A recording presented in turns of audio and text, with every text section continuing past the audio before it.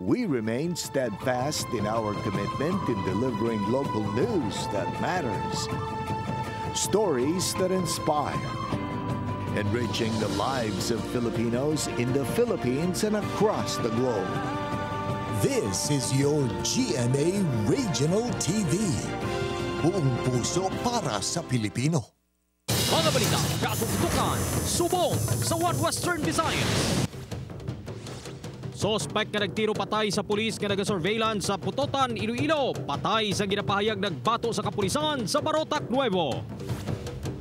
Masobra 2 ka hektarya nga kailamunan na sunog sa Sibaste Antique. Samtang nasunog nga kagulangan sa kabukiran sang Isabela Negros Occidental, naglabot na sa 30 hektaryas.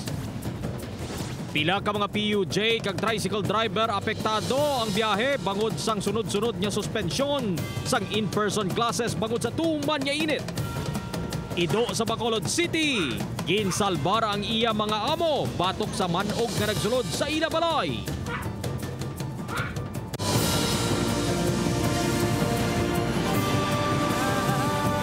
Ini ang GMA Regional TV 1 Western Visayas.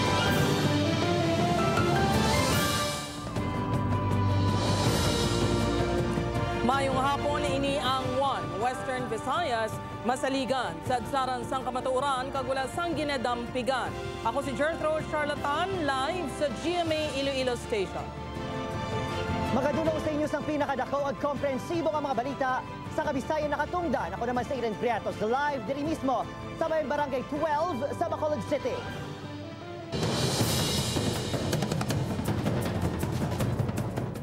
Mga katuto suspect nga nagtiro patay sa pulis nga naga-surveillance sa Pototan, patay man sang ginpahayag, nagbato sa kapulisan sa Barotac Nuevo. Mga puso, pamilya sang ginpatay nga pulis tuman nakasubo siya gindangatan, biktima nakaistorya pa siya asawa antes magpatigayon sa surveillance sa suspect. Si John Sala nakatutok.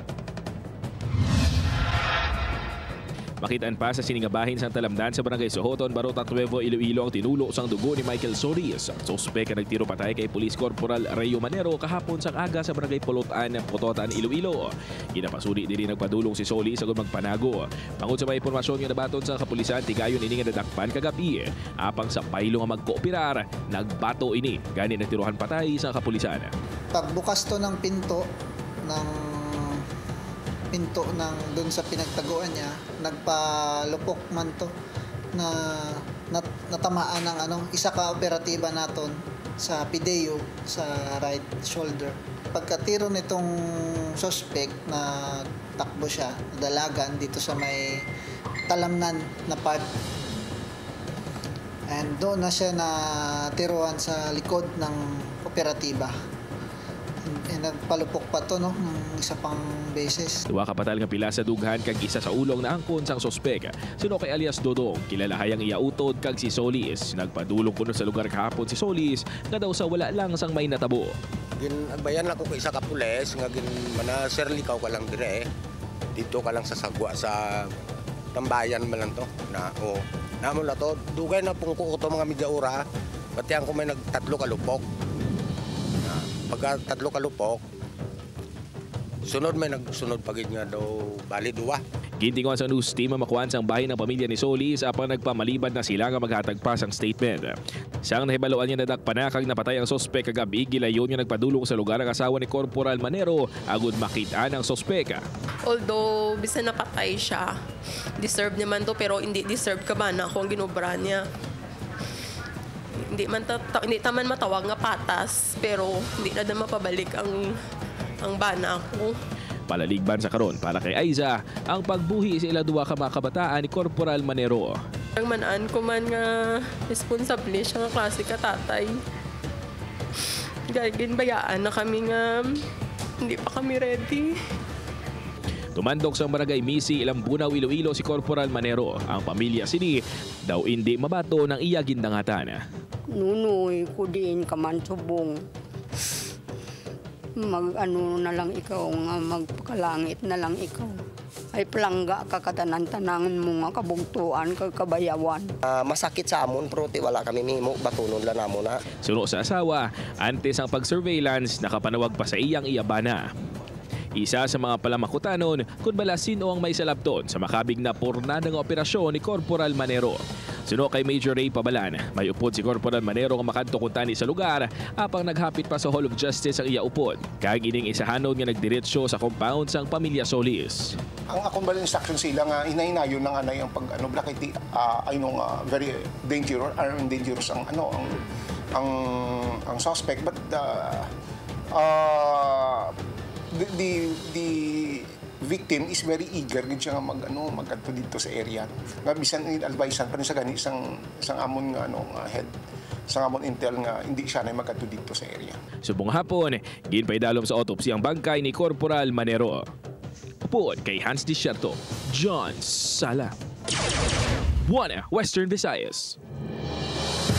Mga puso, wala untat, halong hindi magdubo sa 30 ka-hektarya sang kagulangan na sunog sa bahin sang nabuking bahin sang Isabela sa probinsya sang Negros Occidental. Samtang dako kay grass fire nagluntad man sa Sebaste probinsya sang Antique, nagtuga pa sang huol sa mga nagalinabay sa highway. Nakatutok, Aileen Pedreso. Napuno sang aso ang highway sakop sang Barangay Aguila sa Sebaste Antique. Masado alas 7 kagabi, bangod sa nagluntad nga dako nga grass fire. Sunod sa Sebaste fire, magluwas nga babaskog ang hangin. Madasig nga naglapta ang kalayo bangod sa laya nga mga dahon. Mga utod nga kahoy kag dagami ang nasunog. Ginpalibutan sa mga bumbero ang lugar agud hindi na maglapta pa ang kalayo. Alas 8:50 na sang gabi sang napalong ang sunog sa masobra 2 ka hektarya nga lote. Malbaskig di angin. Subong ma'am ginamonitor, mga aso pa man gamay. Posible ang mga ginalantaw natin nga rason, ang mga sigarilyo. Makita sa video nga ini ang madasig nga paglaptas ng kalayo sa nabukid nga bahin sang banwa sang Isabela Negros Occidental, Domingo sang hapon. Sunog pa sa Isabela BFP, hindi magdubo sa 30 ka hektarya sa kagulangan ng nasunog. Sa diin 25 ka hektarya ang sakop sang Barangay 9 ng nasunog, kag 5 naman ka hektarya sa Barangay Masablay. Posible suno sa BFP nga bangod sa tuman kay init nga tiyempo, nag-igrab ang mga laya nga dahon, nagintunaan sang kalayo. Kaya na kami na consider nga ma-reach yung temperature, kasi ignite lang na saya makasuna na sa mag-iik kasi kalayo. Wala pa nagdeklara sang fire out ang Isabela BFP, kag padayon nga ginamonitor ang lugar sa posible pangaliwat nga pag-ibwal sang kalayo. Upod kay Ruel Banggoy, Aileen Pedreso. 1 Western Visayas. Bangod sa kampanya batok sa magahod nga modified mufflers sa Iloilo City, kita sang nagabaligya sang modified mufflers apektado. Ini ang gintutukan ni Kim Salinas. Kung sang una makalabot pa sa 5,000 pesos ang kita sang sininga establishmento sa distrito sang Haro nga nagabaligya sa modified muffler tagsa kadlaw, subong bisan 1,000 maiwat tagit katama. Ini ang agunto sa pila ka mga manugbaligya sa modified muffler. Matapos ang ginpabaskog ang kampanya sang Iloilo City Government patok sa mga magahod nga tambutso. Isang una, diri kami damo gasulod. Isang wala pa mando ni Mayor. So hina gawa kay siyempre pag sila nga when namin nagaparipak. Suno kay Jan ginasunod nila ang 99 decibel nga limit sa katunog sang tambutso. Ginapahanumduman man nila ang customer, ilabi na ang wala nagapabutang sang silencer nga makatugas ang gahod ng ila tambutso. Was nga magpahimo ang customer, makoto man namo kung gusto nila gahod or Ting iban may arag nga gusto gahod eh. Ting ang amo niya imo ang sulod gisa sa decibel kwan. Pero kami magamba nga gahod sa when na midaya kung madakpan ka kay imo na ya gusto. Pila lang ini sa madamo nga disenyo sang canister sa ginahimo nga modified muffler diri sa syudad sang Iloilo. Suno sa mga nagaobra sini, wala sila sang choice kundi sundon ang request ng ila customer kung liyag nila mahipos o kung malinong ang ila tambutso. Suno sa head sang Iloilo City Traffic Management Unit, nasaad sa Anti-Modified Muffler Ordinance nga wala na ginapahanugutan mag-operate ang mga nagabaligya sang modified muffler magluwas lang sa nagaobra para sa lehitimo nga racing events. Plano sang ICTMU nga ipatawag ang nahambitan nga mga establishmento kag magapatigayon sang inspeksyon. Pero may mga madakpan gyapon kag ini mga natatakan sang ilang establishment dira. I think muna siguro nga pa-explain naton why amo man nagyapon ang ginagamit sang muffler wherein hindi na pwede diri sa syudad. Sa datos ng ICTMU humalin Marso 22 to Abril 8, 54 na ka mga modified nga tambutso ang ila na kumpiskar. Upod Caramel Porquia, Kim Salinas. 1 Western Visayas. Mga puso, ari pala sa ano naman, balayran sa ginakonsumo nato nga kuryente, posible nga magsaka pabangod sa mataas nga demand sa kuryente tuga sang puwerte kainit sini nga summer season. Yaring balita ang aton gintutuka. Alin sa aircon nga unayang pag-andar tubtob sa electric fan nga daw mapugday na ang serbisyo. Subong nga tig-ilinit, good luck na lang sa nagabiti man nga balayran sa kuryente. Sa pagtaas ang heat index, ang demand nagataas man. Utang, yang bill nga alutobangon, babuton, magataas man. Expectar naton nga ang kooperasyon sa aton nga mga consumers, And now ang demand nato nagsaka, tungod sang init, we just caution our consumers to as much as possible conserve. Kaya basi magrereklamo kita magsaka aton nga bill. It's not about the rate, it's about the consumption that we use. No? Sa karon, ginuduso sa Bacolod City LGU ang conversion sa solar power sources nga mas cost efficient. Ilabi na kung nagatagiti ang init. Ang Negros province have enough supply labi na gid sa mga solar power farms naton. And if we can access that, then isa ning makabuli kaya mga solar plants naton hindi ma-dispatch ang ilang mga power tungod nga wala sila sang linya. Ang e-bike driver nga si Alfredo sa Barangay 9, 160 pesos ang balayran sa kuryente. Sa charging, sang duha ka battery ang ginabulus-bulusan kada adlaw nga biyahe. Ginapreparahan na sini kung hinali magsaka ang sukot sa kuryente. Siyempre, ginagamit mo kuryente adlaw-adlaw. Kaya hindi naman charge, di man biyahe. Samtang magluwas sa high demand sa kuryente, mabugat man kuno ang palasanon sa electric cooperative nga maintenance sang may electric meter kag electric connection equipment nga daw kaangay hungod nga ginapangguba sa kabarangayan. Ilabi na sa mga lugar nga madata ang kinawata isang kuryente. But hindi man paghalitan ng aton nga mga ekwipo kag mga pagkabutang, Kaya ang nagasakripisyo sina ang aton mga consumers. We have to go back again, especially sa installation kag sa cost. Opo, Kirill Casidio, Adrian Priatos, 1 Western Visayas. Mga kapuso, pila ka mga PUJ kag tricycle driver nang inpigado ang kita bangod sang sunod-sunod nga suspensyon sang in-person classes. Ini ang gintutukan ni Zen Kilantang Sasa live sa Barangay Magdalo La Paz, Iloilo City. Zen?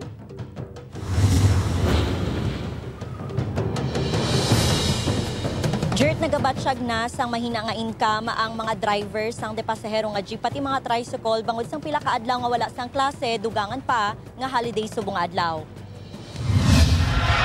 Pila ka minuto ang ginhulat ni Manong Dodds agud may makasakay nga mga pasahero padulong sa Iloilo City. Apang bisan isa, wala gid ini sang na-pick up sa Banwa sang Pavia. Sunod sa iya nabatyagan sini ang paghina sang iyakita. Umpisa sang ginsuspende ang in-person classes bangod sang mainit nga tiyempo. Apisar sini nagatinghwa sa gihapon siya sa pagpila sa mga terminal.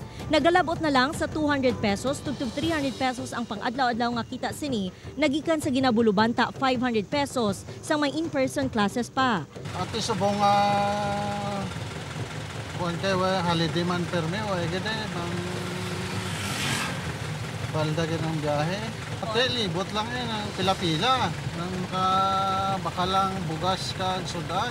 Magluwas sa mga depasahero nga jeep pati mga tricycle ang nakabatsyag naman sang pigado nga biyahe. Suno kay Manong Juna, paswerte na lang kung may mag-akupar sang tricycle bangod maka-income sila sang dako. Pero kung sa ordinaryo nga inadlaw haluson na lang nga makabawi sa gatong. Pigado man ma'am, pigado biyahe naman ma'am kung may klase. Kasi morang ga-parking lang ko, parang matipid man sa gaso. Nahibaloan nga sunod-sunod ang holiday, subong nga semana gani ginalantaw sa mga driver nga apektado ang ila palangitan-an. Isa man sa ginapangatubang nila ang asod-asod nga saka sa presyo sa produktong petrolyo. Epektibo subong nga adlaw, ginpatuman ang price adjustment sa mga kumpanya sang langis. 1 peso and 10 centavos kada litro ang saka sa gasolina, 1 peso and 55 centavos per liter sa diesel o kun krudo, kag nagsaka man sang 1 peso and 40 centavos ang kada litro sang kerosene. Sa datos ng Department of Energy, humaling January 1 tubtob April 2 subong nga tuig, naglabot sa masobra 4 pesos tubtob 8 pesos kada litro ang gindugang sa presyo sang diesel kag gasolina. Dirt nagalaom subong ang mga driver nga mahatagan sila sang fuel subsidy sang gobyerno agod mabuligan man sila sa ilang palangitan-an. Dirt, balik sa imo sa studio. Maraming salamat sa detalye, Kapuso Zen Kilantang Sasa.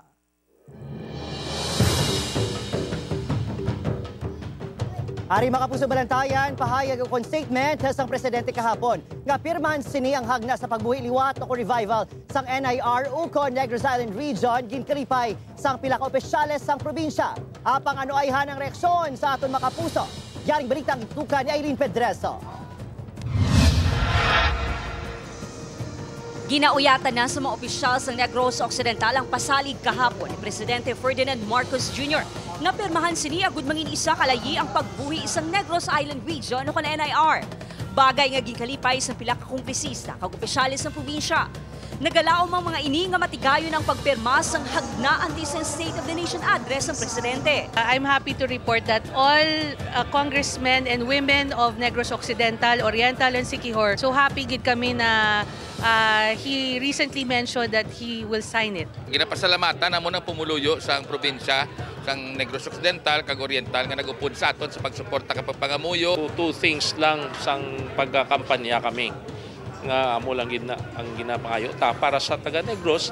Kaangay sa mga opisyalis ng probinsya, pila naman ka pumuluyo sa Talisay City ang nalipay sa pagpabor ng presidente sa pag-isa sang Negros Occidental, Negros Oriental kag Siquijor. Para sa mga Negrosanon, mahapos na lang para sa aton. Ay hindi ita mahulaan. Tanan nga mga transaksyonez, ma-comply mo in a very easy way. Kung manginlayi na ang NIR bill, sigura naman ang pagpahamtang sa regional offices sa mga ahensya ng gobyerno sa isla sang Negros. Upod kay Ruel Bangoy, Aileen Pedreso, 1 Western Visayas.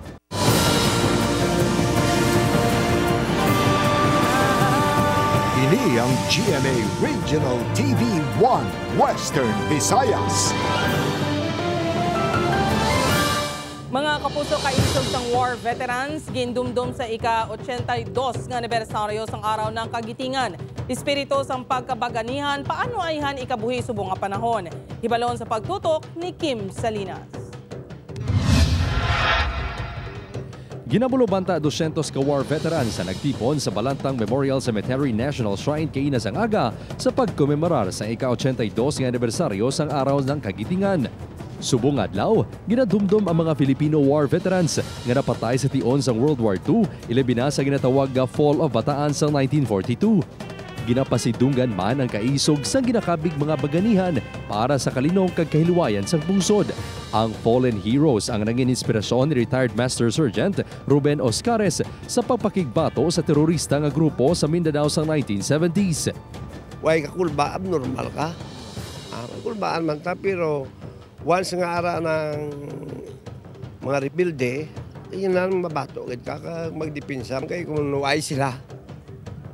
Huwag man kami. Tema sang komemorasyon sa mga tuig, ang isabuhay ang kagitingan, kapayapaan ay pagkaisahan, kamtin ang mithing kaunlaran. Ang pagkabuhi sang espiritu sang pagkabaganihan ang ginhatagan ni talupangod sang dinapit nga humalambal. Ginhangkat sa niya ang mga Ilonggo sa subong nga henerasyon nga ululupod nga atubangon ang mga problema sang sosyedad kaangay sang krisis nga tugas sang climate change. We should be aware and do something about it. Positive things that we can contribute to meet these challenges. Hindi lang mga veterano o mga members ng ating armed forces, but it is the concern of everybody na mag-participate. Ginahingo man ni Valerio ang padayon niya pagpakigbato sa kinamatarong sa West Philippine Sea kag ang pagpakig-away batok sa mga terorista. Upod Caramel Porquia, Kim Salinas, 1 Western Visayas.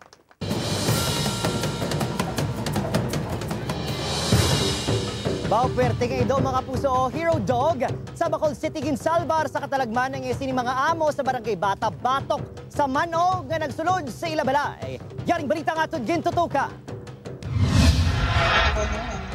Sa sininga video, makita ang pagpaninguha sang amo nga si Chucky nga i-revive ang itatlo kabulan nga Shih Tzu nga si Z. Pangapisar sang pagpaninguha ginbawian ang ido sinisang kabuhi. Ang kamatayan ni Z ang ginakabi karon handumanan sa pamilya matapos nangisog ini kaginpukaw sila sang may nagsulod nga manog sa ilabalay. Hulid sang tagbalay nga si Carlos Z sa Salas Domingo sang Agahon. Apang ulihin na sini na batyagan nga wala na ang ido sa tupad. Nasyakit ko nga manog mo, syempre ara sulod sa balay tapos Salas pa. Di pa kasulod di pa ko makabangon dayon kay nakaya ko sa kakulba. Bangod sa pagpanagon ni Z, nakabugtaw ang mga tagbalay. Sa madamo nga ido sa ila compound, ang tutoy pa ang nangisog kag nagpakita sang pagkabaganihan apisar nga ginburambuda na inisang manog nga kapinduha ka metro ang kalabaon. Yes, Hero Dog nag-sacrifice sa iya life sa 2 a.m. the morning, tulog ng mga tao dre, patay ng suga, 2 a.m. Siya yung nakadetect. That means ang hero papi namon, amo nakadetect. Kag nag-alarm sa amon. Gintabunan na sa pamilya ang buho nga posible ginlutsan sang manog, kag ginsekyar ang creek sa palibot nga posible ginatiniran sa mga sapat. Gin-turnover na sa barangay ang manog, kag gintugyan sa DNR agud tigayon nga mabuyan sa kalasangan.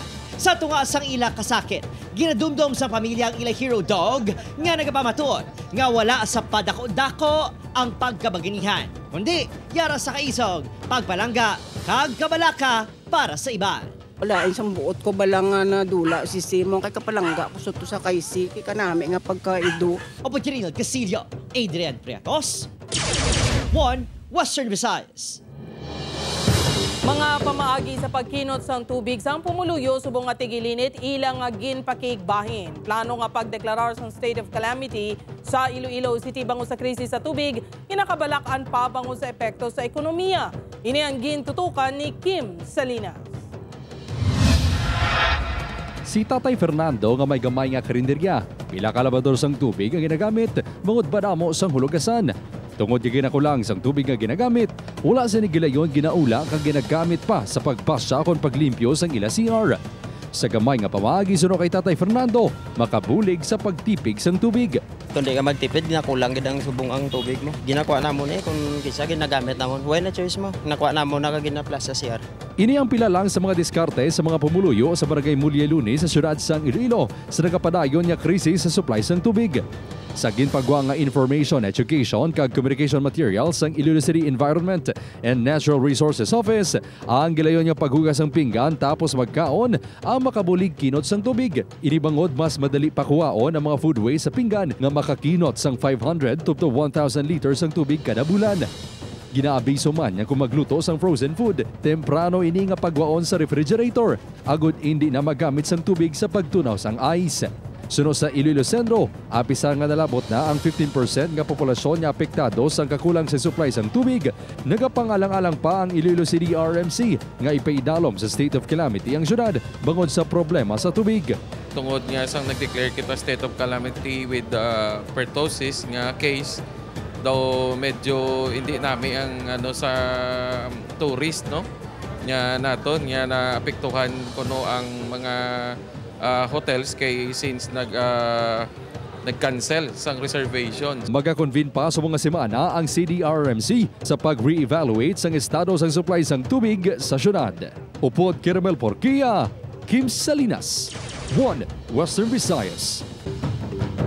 Mga pusari balatayan, seryes ang untat biyahe ikasa sa Bacolod City sa koalisyon kontra PUV Modernization Program. Yaring balita nga itong gitutukan. Sa sumas ang grupo nga Kabakod Negros sa Transport Coalition Incorporated, ang mabot ng April 30 ikawalo na nga plaso sa national government para sa sektor sang transportasyon nga magpaidalom sa modernization program humaling 2017. Apang, bangon makapila na kabeses nga nanindugan ang national government nga hindi na pagpahanugutan ang mga wala nagpa-consolidate nga traditional units nga magbiyahe pagkatapos ng deadline. May ginaplano naman nga untat biyahe ang grupo. I-expect sa syudad sang Bacolod, kag sang Bugos nga Pilipinas, ang isa ka malapad nga action protesta sa kadalanan. Sugod Abril 15, may untat biyahe nga kasang grupo. Sundan ini sang madamo pa ang caravan kag hublag protesta. Ginaduso sang grupo nga suportahan ang mga lokal nga latero, helpers kag mekaniko, agud magpasad sa mga daan nga jeep. Sa baylo nga piliton sila nga magsulod sa korporasyon kag mangutang sang masobra 2 milyones pesos kada modern unit.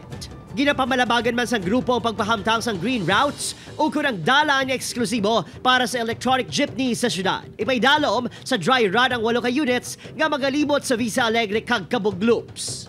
Hindi ko na maintindihan ano reklamo nila sa Egypt. Kay kung lantawon ta, tanan nga mga jeepney drives ka sila nga mas nanamian sila kay mas dako ang ilang maganar ang income nila kung mag-usar sila sang electric jeep. Ti ano pa nang aton pangitaon? Tanan nga mga apps ipasulod sa syudad sa Bacolod, maano na lang ang aton nga mga pumluyo. Ang mga operatos ki drivers ni ano na lang ang matabo. Ang priority sa syudad sa Bacolod is to gain millions. Sa karoon, ginapanawagan sa grupo ang panibago nga public consultation. Makapila naman kuno sila ka beses nagpabutyag nga makigistorya personal sa alkalde. Apang no reaction ini.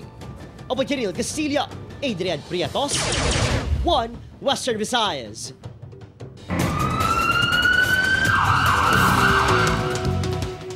Mga pong arestado naman ang isa ka SLI o street-level individual nga gikilala kay alias Tisoy, 39 anyos, sa gino-operate inis ng kapulisan pasado las 10 kagabi sa bahin sa barangay Santa Rita sa May Oton. Sunod sa Oton, PNP madamo na sa nag-report sa talatapan angon sa operasyon sang subject sa iligal nga droga nga naghalin sa syudad sa Iloilo. Balor 52,000 pesos sa suspected shabu ang na-recover sa mga suspect. Nakuha man sa pagginakop ni alias Tisoy ang isa ka 9mm revolver kag iban pa ka drug paraphernalia.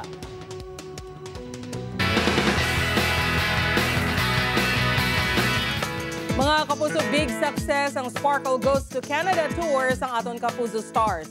Sa Calgary leg, nagpakilig ang Sparkle Love Teams na Sanay Julian San Jose kag Raver Cruz, Ruru Madrid kag Bianca Umali, kag Barbie Forteza kag David Licauco. All-out man ang performance ni Bubay nga nagpasadya sa mga Kapuso. May pre-show games halin sa sponsors lakip ang GMA Pinoy TV, kag front acts halin sa Filipino community sa Calgary. Nagtambong man sa show si Consul General Zaldi Patron.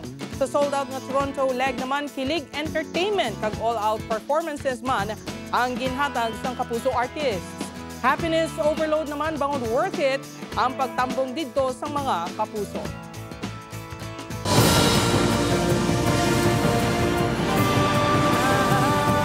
Ini ang GMA Regional TV 1 Western Visayas. Papuso pila naman kamo opisyales ang Negros Occidental Electric Cooperative ginkakas na sa pwesto. Nakatutok, Aileen Pedreso. Nagpabutsyag sang pagkabalaka ang pila ka mga power advocates sa Negros Occidental. Angot sa pagkaka sa mga board member kag pag-extend sa suspension order batok sa General Manager sang Negros Occidental Electric Cooperative ukon Noseco. Oktubre, sang tinalikdan nga tuig, sang ginserbihan ni National Electrification Administrator Antonio Mariano Almeda sang suspension order si Noseco General Manager Ray Bustamante angot sa ginapahayag anomalya sa sulod sang opisina. Apang ginkwestiyon ni Attorney Ray Gorgonio sang grupo nga Power Consumers Watch ang pagkaka sa siyam ka mga board members sang Noseco. There's no legal basis for the removal of the Board of Directors of Negros Occidental Electric Cooperative or NOSECO. There is an abuse of discretion there. Sunod naman sa Secretary General sa Power Watch Negros na si Winnie Sancho, paglapa sa kinamatarong sa mga board members ng NOSECO ang pagkakas sa ila. Like all other Board of Directors or workers, they deserve a due process, no? Ginatugyan naman ni Negros Occidental Vice Governor Jeffrey Ferrer sa NEA ang desisyon. And then by next year, I think it is govern also ang NEA sa mga electric cooperatives. In case of that problem, ara na ya over and above sa top of that ang NEA. Temporaryo nga nagapungko bilang OIC sang NOSECO ang anay General Manager na si Domingo Santiago Jr. Upod kay Ruel Bangoy ay Dean Pedreso. 1 Western Visayas.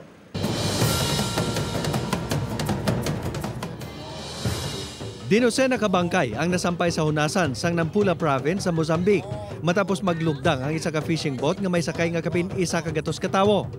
Sunod sa opisyal sang Maritime Transport Institute sa pungsod, naglabot sa 94 ang kumpirmado nga napatay, kag 26 naman ang missing sa among aksidente. Ang mga sakay sang fishing boat na nagikan sa Lunga Village nga tuyo magbiya sa lugar bangod sa cholera outbreak kag padulong kontani sa Machado Island. Base sa inisyal nga report, ang sakayan ang naigo sang tidal wave. Duha ka kasal kag isa ka marriage proposal ang ginpatigayon sa Niagara Falls State Park kadungan sa pagluntad sang nahauna nga total solar eclipse sa lugar sa nakaligad nga 7 ka tuig. Si Trinity Gabart ginbato ng proposal sang kahagugma nga si Moises Ostina kadungan sa pagluntad sang kadulom. Ang duha nga nakita ay sang pandemya ang nagbayluhanay sang singsing. Naglabot naman sa 2,000 ka mga tawo ang nagtipon sa among lugar para mangin saksi sa among phenomenon.